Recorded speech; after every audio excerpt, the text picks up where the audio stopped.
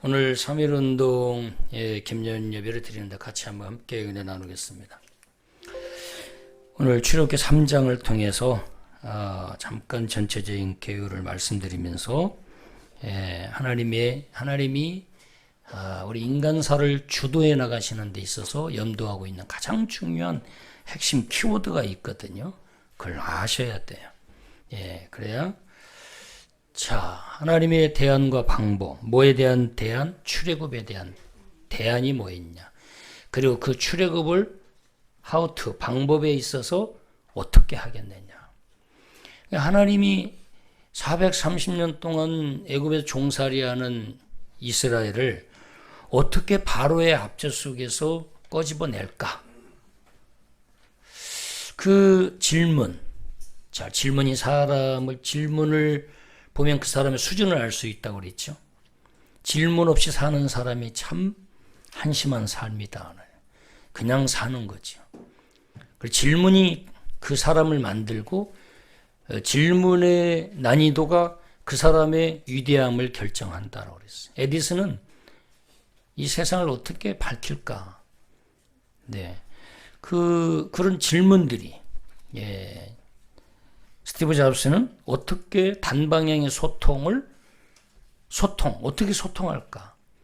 그것을 쌍방향 소통, 주고받는 소통, 그걸 고민하면서 스마트폰이 만들어진 거죠. 하나님도 마찬가지예요. 그 바로의 압제 속에서 노예처럼 종으로 살고 있는 내 백성을 어떻게 구원해낼 것인가? 그리고 가나안 땅으로 이미 약속의 땅 가는 프라미스랜드 정해놓고 그걸로 인도하고 싶은데 과연 무엇을 대안으로 삼을 것인가? 그리고 디테일하게 강론으로 들어가서 방법은 어떻게 해서 급기야 가나안 땅으로 인도할 것인가? 하나님의 계획이죠. 그 구원의 구속사의 엄청난 하나님의 그 스케줄 계획 속에 중요한 핵심이 들어있다는 거죠. 그 대안과 방법 중심에 들어있는 핵심. 하나님의 방법에서 절대 빠지지 않는 것이 있어요. 하나님의 대안과 방법에서. 그게 뭐냐? 더맨입니다. 그게 뭐예요? 더맨. 한번 크게 한번 따라 하실까요? 더맨. THEMAN. 더맨. 아셨어요? 네. 더맨이 뭐예요?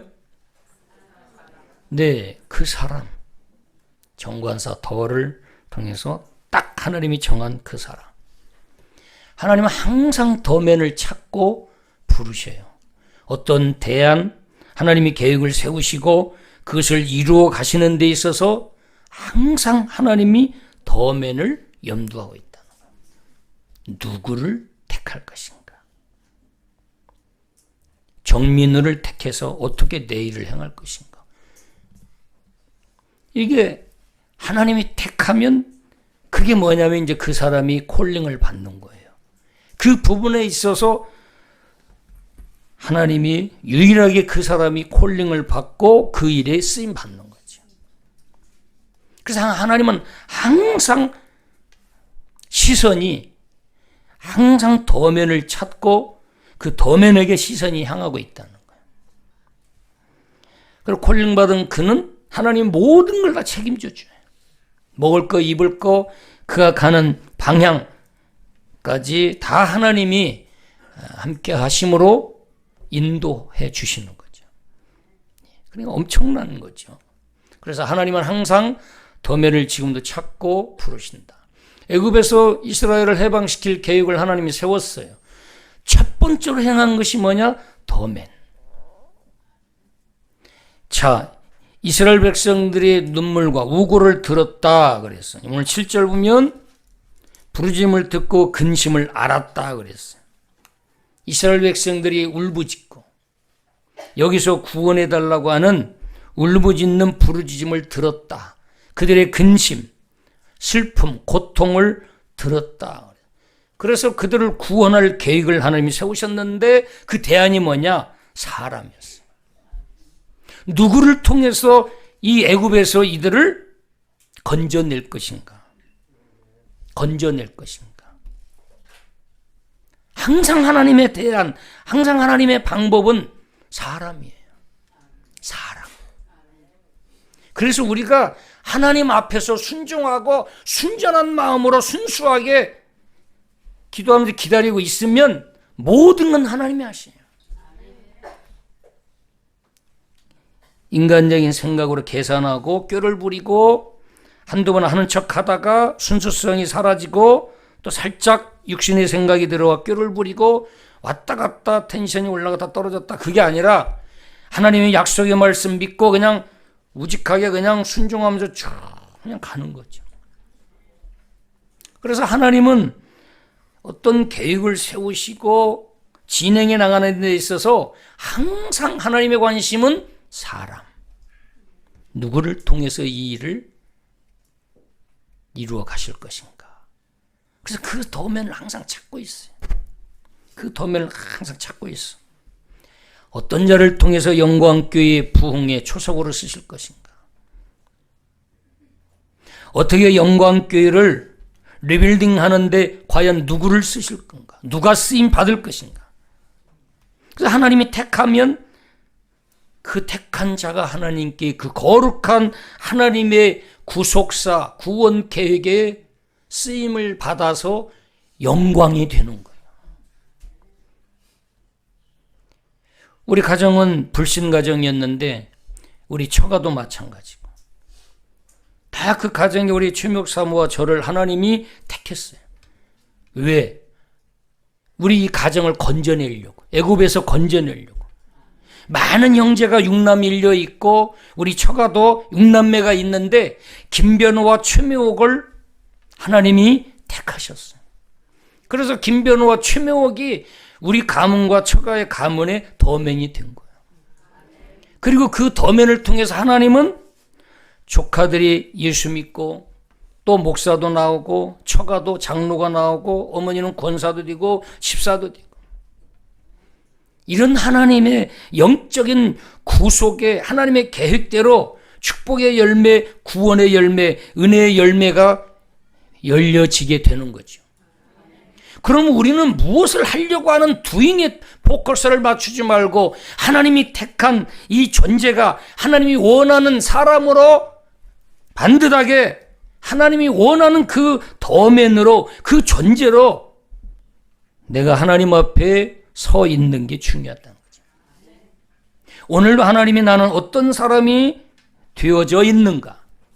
나는 하나님이 보시기에 과연 하나님이 마음껏 쓰기에 다윗처럼 하나님 마음에 쏙 들어서 하나님이 마음껏 쓰시기에 편한 사람인지, 아니면 하나님이 나를 딱 택하려고 할 때 멈칫거려지고 불편할 때. 제가 목사가 돼 보니까 어떤 사람에게 무슨 부탁을 할 때 멈칫해지더라고요.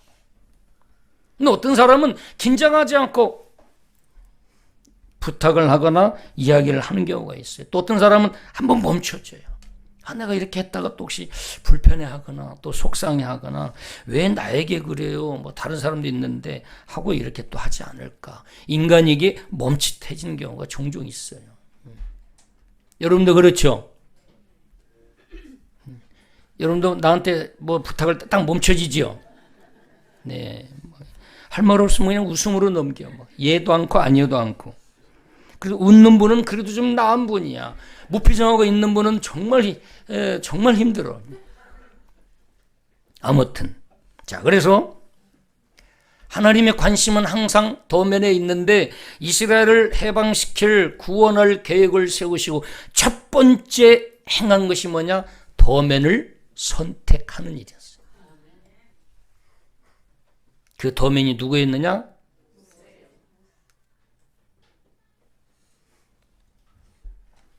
하나님께서 출애굽에서 쓰임받을 사람을 찾고 부르시는 일이 첫 번째. 그 도면이 누구였어요? 바로 모세. 모세가 출애굽을 하려는 하나님의 계획에 있어서 첫 번째로 하나님 머릿속에서 염두에 둔 그 인물, 모세가 하나님의 도면이었어요. 그러니까 모세는 그 400년 이상 애굽에도 종살이하는 이스라엘 백성들을 건져내기 위해서 선택받은 인물이에요. 자, 그러면 이 일은 모든 우리의 인생사에서 다 필요해요. 여러분이 하나님께 기도하면서 열어놓은 그 사업에 있어서 하나님은 그 덤에를 동역자로 붙여주기도 하고, 끊임없이 하나님은 그 일을 통해서 이루어내도록 하나님이 보낸 자들이 있어요. 또 다른 덤면을 하나님은 계획해 놓으시고 동역자로 붙여서 이루게 해나가시는, 그러면 우리의 인생에 있어서도 하나님이 어떤 일을 진행해 나가실 때는 그 일을 하나님의 뜻에 맞게 세워가도록 하나님은 항상 하나님의 인지 속에는 사람에 대한 관심이 첫 번째라는 거예요. 누가 할 것이냐, 이 영광교회를 끝까지 누가 지켜낼 것이냐.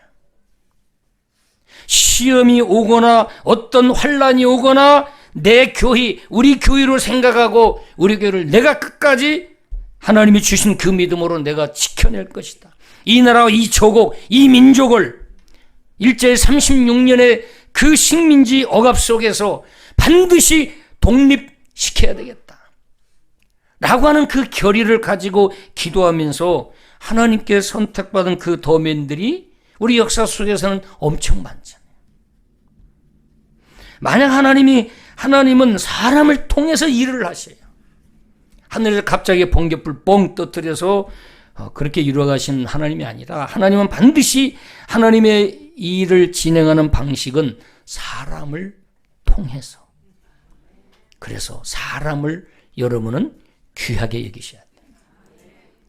이게 하나님께 쓰임받는 사람인지 하나님이 보낸 사람인지, 마찬가지로 마귀도 사람을 통해서 나를 흔들어줄게요. 그래서 이 마귀가 보낸 사람인가, 마귀에게 쓰임받는 사람인가, 하나님께 쓰임받는 사람인가를 봐야 돼요. 그런데 내 안에 욕심이 들어오면 구분이 안 돼요. 내 안에 욕심이 들어오면 이게 마귀가 보낸 사람인지 하나님이 보낸 사람인지가 분별이 안 돼요. 욕심이 들어오면 분별력을 잃어요. 욕심이 오면 좌우를 보는 시각이 사라져요. 그래서 우리는 항상 하나님 앞에서 욕심을 내려놔야 돼요. 욕심이 들어오면 반드시 무너져요. 야망이기 때문에. 자, 그래서 더맨으로 모세가 하나님께 선택받은 거예요. 그래서 모세를 통해서 하나님이 계속 진행해 나가는 것이죠. 그러면 하나님께 선택받은 모세의 사명은 뭐냐? 오늘 10절 보면, 오늘 8절 보면 뭐라고 그랬느냐? 내가 내려가서 그들을 애굽인의 손에서 건져내고 그랬어요. 여기 내가는 누구예요? 하나님이죠. 내가 내려가서 애굽인의 손에서, 이집트 바로왕 손에서 건져내겠다. 그리고 그들을 그 땅에서 인도하겠다. 건져내고 내가 인도하겠다. 그런데 누구를 통해서? 모세를 통해서 건져내고 인도하겠다는 거예요. 모세가 건져냅니까? 모세가 인도합니까? 모세가 돈이 많아서, 모세가 학벌이 좋아서, 머리가 똑똑해서, 연구 많이 하고 리더십이 있어서 건져냅니까? 아니에요. 하나님이 건져내고 하나님이 인도하시는 거예요. 그럼 모세가 하나님은 똑똑한 사람을 세우냐? 아니에요. 그래서 내가 똑똑하고 내가 잘났다고 자만하는 사람들은 죄를 많이 지어요. 어떤 죄? 정죄. 뭐 나보다 시원찮아. 자기가 판사 노릇 다 하는 거지. 그리고 검사 노릇 기소하는 거예요. 정죄 기소하는 거죠. 그럼 내가 판사 노릇 하는 거죠. 위험한 거죠.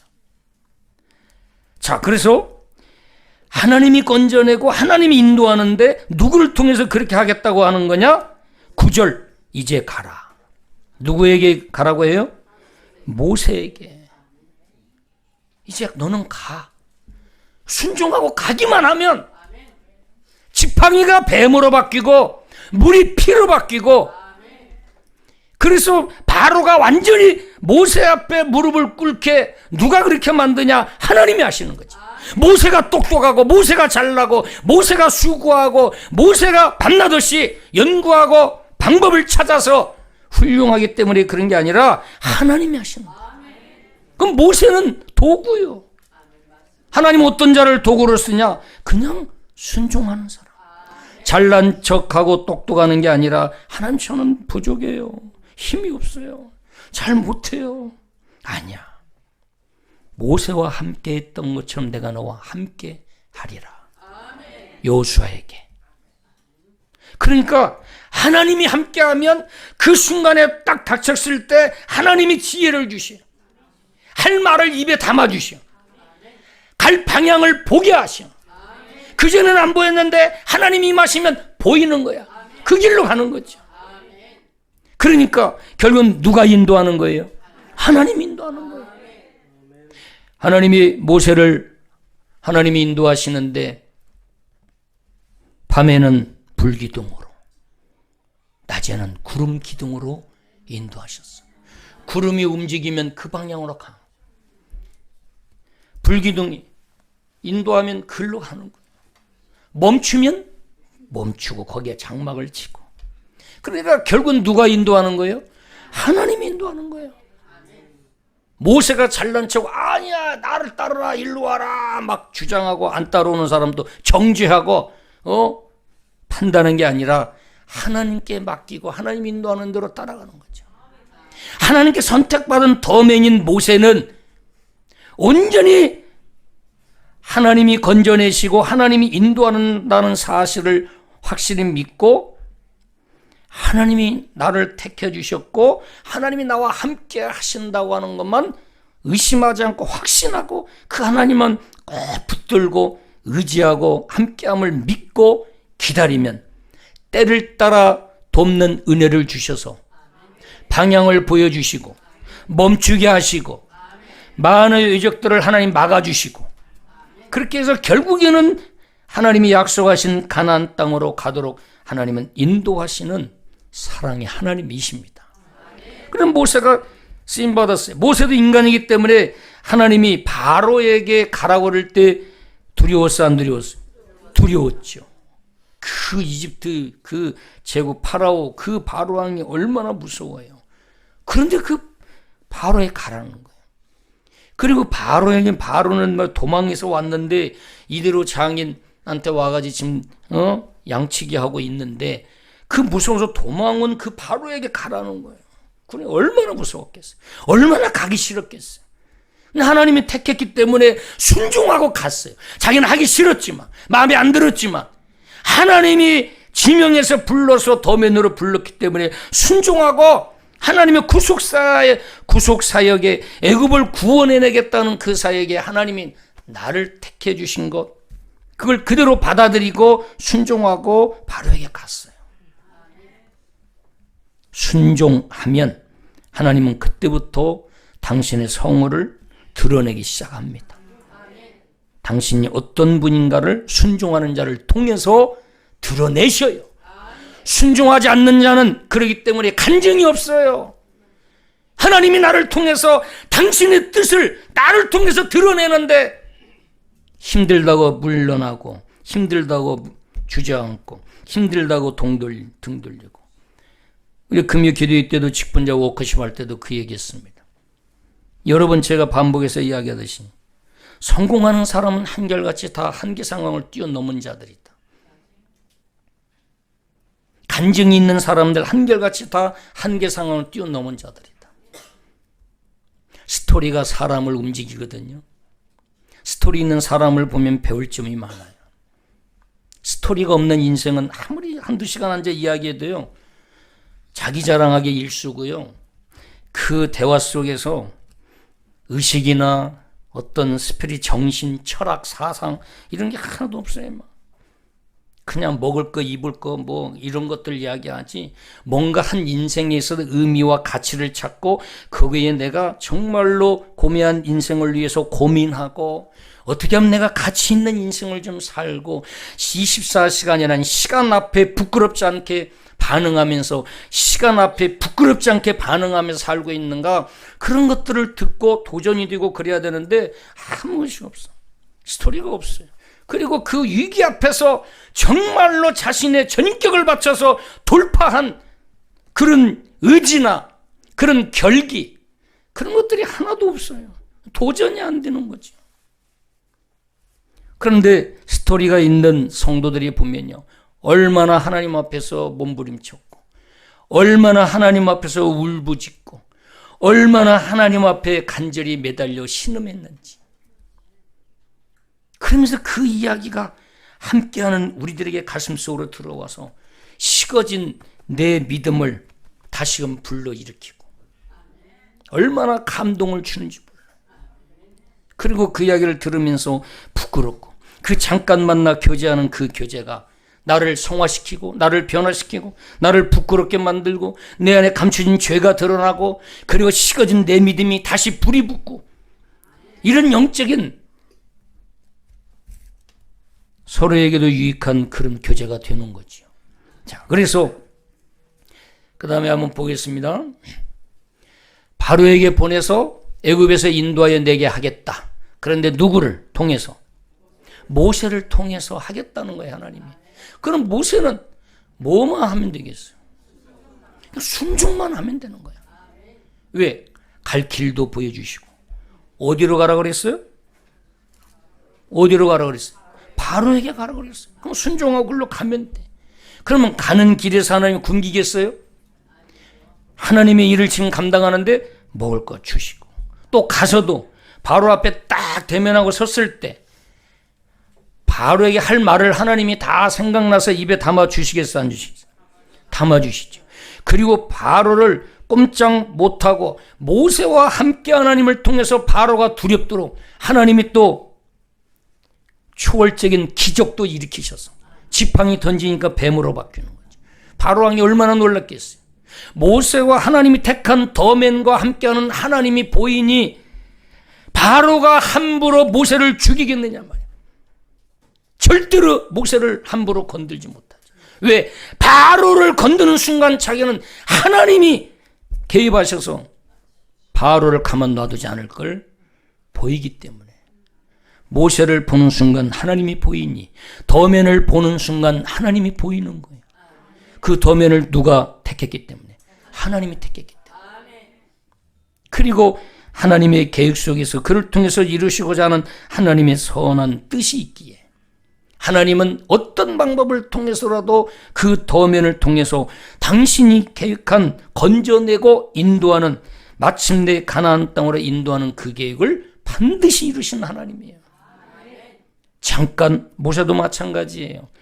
얼마나 많은 위기가 있었어요. 그런데도 하나님이 택하신, 그 하나님이 택하셔서 콜링한, 건져내고 인도하는 그 소명을 주신 모세가 광야 40년 동안 이스라엘 백성들이 원망하고 돌을 들어서 물이 없다고 모세를 죽이려고 그러고, 그리고 놋뱀을 바라보면 뱀에게 물린 독에서 다 치유받고 고쳐진다고 할 때 모세의 말을 우습게 여기고 놋뱀 쳐다보는 것도 하기 싫어가지고 모세를 오히려 비난하고, 그런 모욕, 치욕, 수치 앞에서도 모세는 하나님께 받은 콜링을 포기했나요?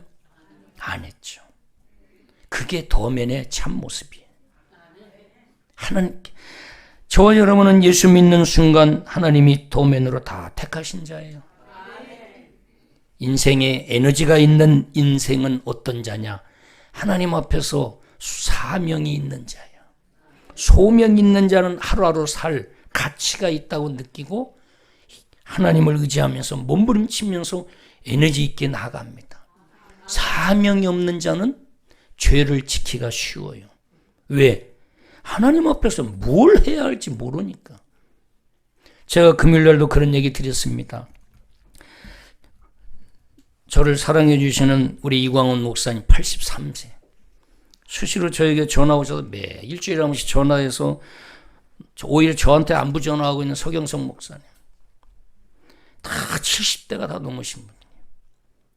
그런 분들이 저한테 도전을 주고 뭐라고 저한테 고백하냐면, 우리 그리스도인은 주님 앞에 가는 그날까지 걸어가다가 죽어야 된다.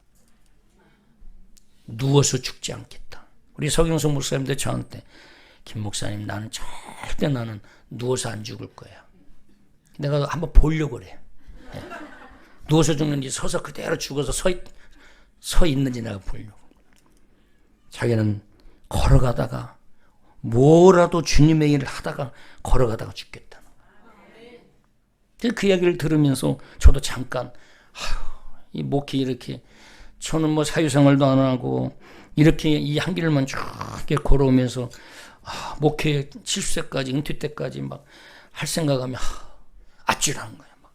네. 이 영광의 성도들과 함께 70세 되더라까지 함께 부딪힐 생각하면 막 정신이 아찔해서 어떤 때는 잠이 안 오고 그럴까요? 네. 난 잠깐 저도 좀 쉴 생각도 하고 뭐 이렇게 그런 생각도 인간이기 때문에 은퇴하면 한 1, 2년은 좀 쉬어야지. 뭐 캄보디아 가가지고 조금 거기 2층 게스트하우스에서 좀 1년 동안 쉬어야지. 뭐. 그런 생각도 했다가 하나님 앞에 회개가 된다. 그래. 한번 따라하십니다. 그리스도인에게 은퇴가 없다. 우리 진우 형제 그리스도인에게는 뭐라고? 은퇴가 없다. 딱 걸렸어. 딱 걸렸어. 그리스도인은 뭐가 없다? 은퇴가 없다. 우리 그리스도인은 은퇴가 없어요. 죽을 때까지 찬송, 예배, 전도하다가 죽는 게 그리스도인의 참모습이죠. 모세도 마찬가지였어요. 어떤 시련이 오고 광야에서 엄청난 시련, 이 시험이 와도 흔들리지 않았어. 왜? 콜랭이 있기 때문에. 내가 하나님이 건져내고 인도해야 할 사명을 나를 통해서 이루시겠다고 감히 그 아버지의 일을, 아버지의 그 뜻인데 감히 나를 통해서 그 아버지 뜻을 이루시겠다고 이 부족한 나를 택해 주신 거야. 그러니 모세는 그 사명을 죽을 때까지 순종하고 감당하면서 죽는 것이 최고의 영광이고 존재 이유와 존재 목적이 되는 거죠. 그걸 알기에 최고의 기쁨으로 여기고 그 일을 위해서 조금도 엉뚱한 생각하지 않고 은퇴해서 편안하게 여행 다니면서 쉴 생각하지 않은 거죠. 끝까지 그 일을 감당하다가 죽는 것이 모세는 하나님 앞에 섰을 때의 부끄러움이 아니라 영광이고 기쁨이 된 거지요. 그 사명을 모세가 그 더맨으로 받았습니다. 그래서 12절 보면은 이 더맨 모세는 하나님의 뜻을 따라서 이스라엘 백성들을 애굽에서 인도하여서 낸 후에 결국은 하나님의 호렙산 앞에서 출애굽해서 호렙산 시내산 앞에서 하나님을 섬기고 찬양하고 율법 말씀 받아서 그 계명 지키며 살게 하시려고 하나님이 건져내고 인도하신 거예요. 그래서 그 일을 모세가 콜링으로 받아서 그 일을 하겠다라고 모세도 하나님의 소원을 자기 소원으로 받아들이고 그래서 미션과 비전이 같은 자가 멋있는 사람이고 정말 행복한 사람이다. 미션은 하나님이 주시는 거고 비전 꿈은 내가 찾는 거예요. 그래서 하나님의 나를 향한 미션 그리고 내가 하나님의 영광을 위해서 갖는 비전이 이꼬로될 때에 그 사람은 멋있는 인생을 살아요. 그리고 행복한 사람이 되고 나를 향한 하나님의 비전이 있는데 미션이 있는데 내 비전하고 달라요.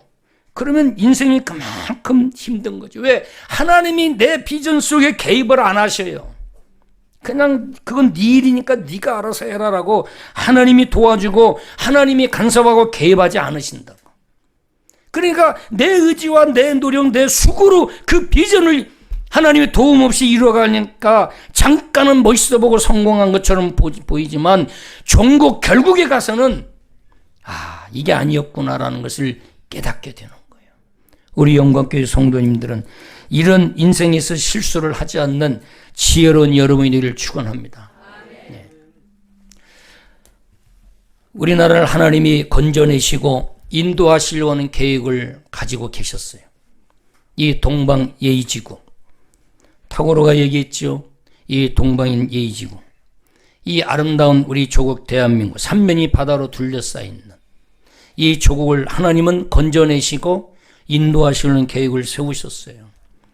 일본이 우리나라를 36년 동안 식민지 지배하면서 우리나라를 지배하면서 몹쓸 짓을 너무도 많이 했어요.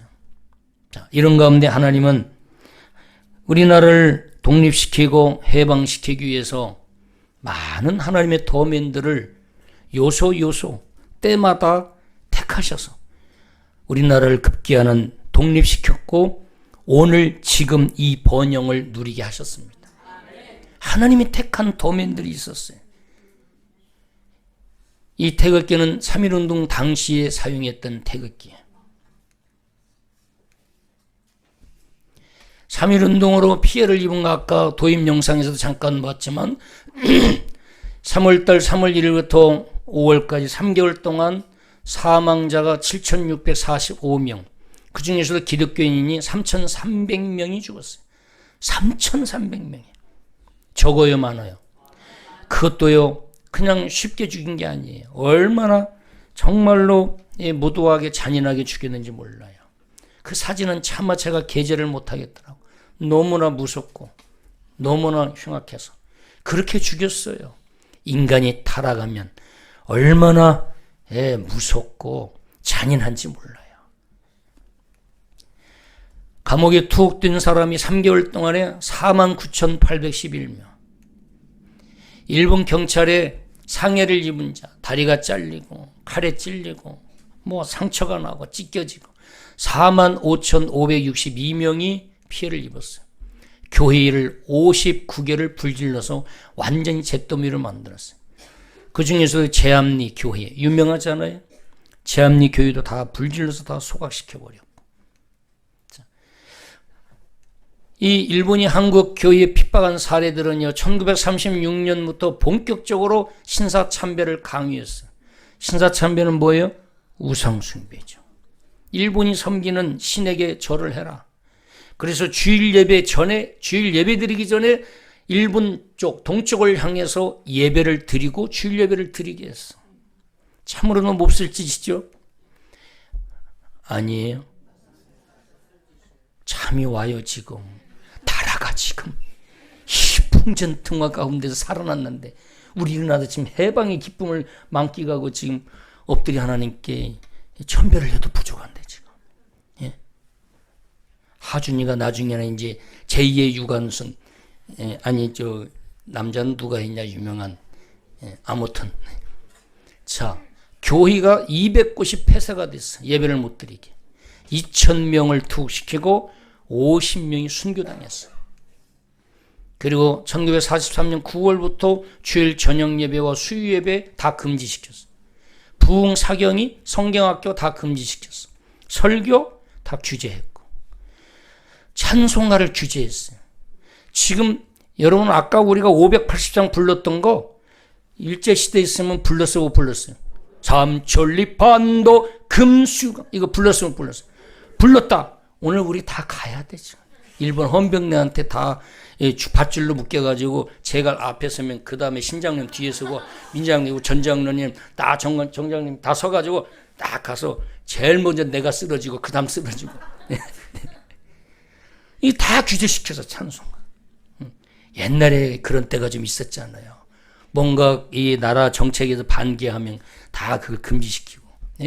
박정희 또 대통령 때나 전두환 대통령 때 뭐 그런 때가 있었대요. 그 다음에 6번째는 1945년 8월 17일에서 18일. 그러니까 해방이 언제 됐어요? 15일 날 냈죠. 이틀 3일 뒤에 한국 교회 지도자 약 1만 명, 2만 명을 대량 끌어다가 학살할 계획을 세웠대요. 그런데 놀랍게도 8월 15일 일본 패망으로 실패한 거예요. 야, 제가 이 논문을 보면서 정말 하나님은 살아계신 하나님. 야, 이 주의 종들 10,000명, 2만 명을 끌어다가 다 학살하려고 이런 계획을 세웠는데 실패했어요. 하나님이 지켜주신 거죠. 3.1운동 민족 대표가 몇 명이에요? 33명이에요. 천도교가 15명, 기독교가 몇 명? 16명. 불교가 몇 명? 2명. 천주교와 유교는 참여하지 않았습니다. 그래서 독립운동은 대부분 누가 주도한 거예요? 기독교가 주도한 거죠. 손정도 목사님. 호조. 걸레라는 뜻이거든요. 손정도 목사님. 이분은 뭐라고 그랬느냐? 이분이 강조한 것 중에 하나가 하나님 사랑은 곧 나라 사랑이다. 하나님 사랑하는 우리 기독교인들이 나라 사랑에 앞장서야 된다. 손정로 목사님의 영향을 받은 사람이 누구예요? 유관순 열사입니다. 그러니까 우리나라의 건국 전에부터 이승만 대통령이 이 나라를 건국했다는 계획을 세울 때 기독교 국가, 한미동맹 이런 계획을 가지고 나라를 기독교 국가로 만들려고 세웠던 거지. 그리고 초대 제헌국회, 첫 번째 대한민국 제헌국회 때 동대문 국회의원이었던 누구의 목사님이신데 대표 기도로 우리나라가 국회 제1회 국회가 시작된 거예요. 그래서 하나님과 우리 대한민국은 뗄래야 뗄 수 없는 관계예요. 건국 자체가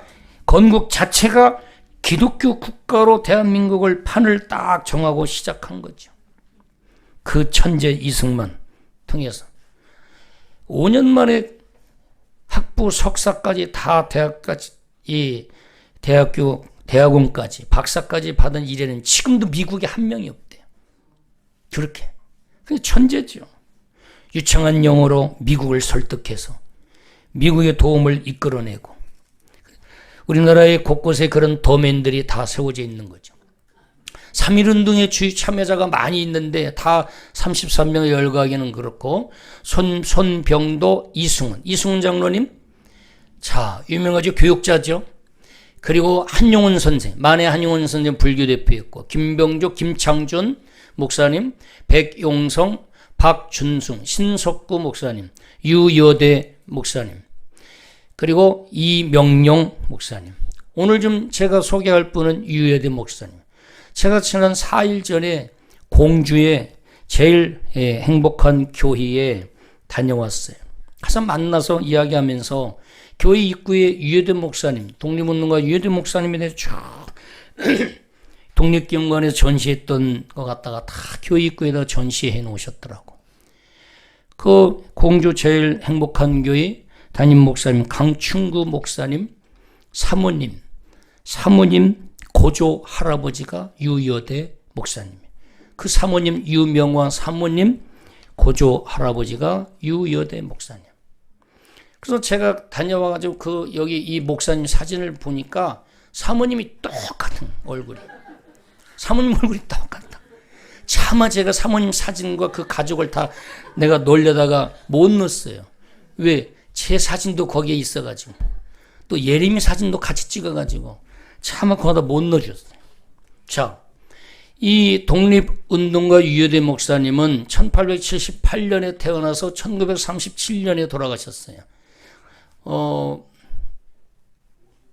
보이나요? 네, 제가 좀 잘 안 보이는데. 자, 여기 평안북도 평복 의주군 출신이고 본가는 강릉이고 호는 낙포. 서당에서 한문을 배웠어요. 원래 한학자였더라고요. 1895년에 직접 서당을 운영했고 1898년에 미국 북장로기 우리 장로기 합동층 목사님이셨어요. 평양신학교 파리 졸업생이더라고. 북장로기 선교사 슈트 모어를 만나서 의주 석유에서 세례받으셨고 의주 최초의 근대 학교를 3개 세우셨어.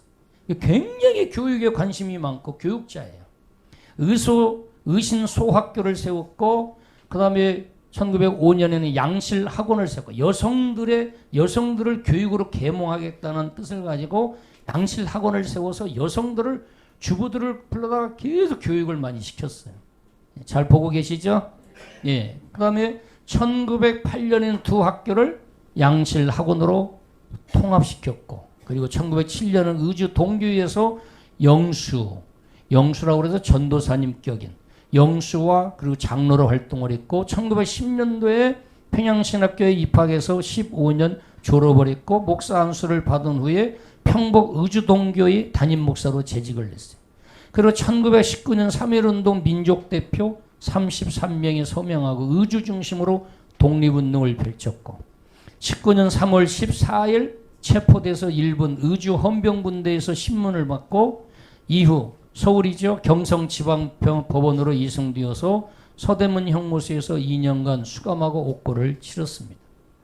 그리고 출狱후에 의주 동교의 담임 목사로 복귀해서 목회 활동을 계속 이어갔고 3.1운동으로 폐쇄됐던 양실 학원을 다시 재건하는 일에 힘썼고 1925년 2월에는 제13위 의산노의 노회장으로 당선이 되셨고 31년 20여 년 심무하던 의주 동교회를 사임하고 신우지로 옮겨서 백마교회를 건축하고 크게 부흥을 시켰습니다. 34년대에는 병을 얻어서 교회를 사임하고 휴양을 했습니다. 휴양 중에도 책을 3권 쓰셨더라고요. 민족 개봉 도서, 이 강계 진암, 유인 기담, 유인전들을 그러니까 양실학원과 그리고 그 일신학교에서 쓸 교재를 만드는 거예요. 책을 유인전으로 만들었어. 그리고 행정 양식 서식들을 활용하는 면무식이라는 책을 또 만드셨고 그리고 1937년 1월 13일에 병이 악화되어서 59세 일기로 별세를 했습니다. 그래서 대한민국에서는 71년도에 우리 정부에서는 국립현충원의 애국지사 묘역으로 이 묘는 의주에 있고 그래서 동작동 현충원 애국지사 묘역에는 가묘를 만들어서 지금도 기리고 있다고 합니다. 우리 이 유해대 목사님도 우리나라를 독립시키기 위한 한 더맨으로 쓰임받은 사람이죠. 예. 자, 이게 체포됐을 때 수감된 모습이셨고, 그리고 여성들을 데려다가 양실 학원, 교육을 통해서 일깨워야 된다. 깨워야 돼요. 계속해서 여성들을 데려다가 교육을 시킨 그 당시에 설립한 학교 양실 학원의 모습이에요. 유대 목사님이 인도한 그 부흥 사경위에서 모여서 저렇게 실 위에서 말씀을 전할 때 많은 주민들이 와서 말씀 사경에 참여하는 모습이었고, 우리는 이런 그 신앙인의 신앙, 특히 3.1운동은 이 기독교인 16명, 기독교인들이 중심이 돼서 대부분 이 나라를 독립시키기 위한 간절한 기도 제목을 가지고 이 나라를 급기야는 하나님이 역사하셔서 대한민국을 독립시켰습니다. 올해로 105주년을 맞는 3.1절입니다. 이 3.1절 배후에는 기도가 있었고, 단순히 실내에서 무릎 꿇고 기도만 한 것이 아니라 거리로 뛰쳐나가서 태극기를 만들어서 품에 숨겨서 들키지 않도록 숨겨서 가져갔다가 일시에 전국 방방곡곡에서 태극기를 꺼내서 흔들면서 비폭력 만세운동, 대한독립 만세를 외쳤던 이 3.1운동 정신, 그 3.1운동 정신 이면에는 하나님이 계셨다. 그리고 이 나라를 하나님께 도움을 구하고 반드시 일본의 그 억압과 압제에서 독립시키겠다고 하는 나라사랑 정신이 있었다는 거죠. 그래서 저와 여러분도 나라를 위해서 기도하셔야 되고, 우리나라를 위해서 선한 일에 힘쓰는 저와 여러분이 되어야 합니다. 나라를 위해서 비난하고, 인간이 하는 일은 100% 완벽할 수 없어요. 유정자들도 다 부족하고 다 허점도 있어요. 그러나 우리가 절대 놓치지 말아야 할 건 뭐냐? 우리는 하나님 말씀에 위배되는 정치는 찬성할 수 없다. 그래서 우리나라는 더욱 자유민주주의, 이것을 공산주의가 이 나라의 민족에 발붙이지 못하고, 이 자유민주주의가 갈수록 더 깊게 뿌리내려서 하나님 앞에 영광 돌리는 우리 조국 대한민국이 되기를 위해서 저와 여러분이 더 나라를 위해서 기도하고, 각자 국민의 한 사람으로서 하나님 모시에 부끄럽지 않은 국민으로 살아가는 저와 여러분이 될 그리스도로 축원합니다. 기도하겠습니다. 하나님 아버지 감사합니다. 하나님, 우리 조국 대한민국을 사랑해 주셔서 지금 이렇게 살기 좋은 대한민국으로 만들어 주신 하나님 감사합니다. 우리가 이렇게 번영하고 살기 좋은 조국 대한민국이 되기까지 하나님께 선택받은 도민들이 있었습니다. 그들은 자기 개인의 욕심을 채우기 위해서 사리사욕에 이제 치우치지 않고 온전히 하나님께 받은 그 소명을 가지고 감옥에 갇히기도 하고 온갖 옥고 속에서 이제 일본 헌병대에서 매를 맞고 또 신문을 받으면서도 하나님께 받은 그 소명을 버리지 않고 끝까지 지키며 기도하면서 마침내 이 나라 이 민족이 그 기도가 쌓여서 이 조국 대한민국이 오늘에 이르게 되었습니다. 이제는 나라를 독립하기 위해서 희생한 그 희생자들의 정신을 우리가 이어받아 계승해서 우리 역시 하나님 사랑은 곧 나라 사랑이라는 그 호조 정신들 우리가 이어받아서 우리가 대한민국 국민으로서 하나님 보시 부끄럽지 않도록 우리가 나라와 민족을 사랑하고 하나님께 영광 돌리는 선민이 되게 하여 주옵소서. 감사하며 예수님의 이름으로 기도하옵나이다. 아멘.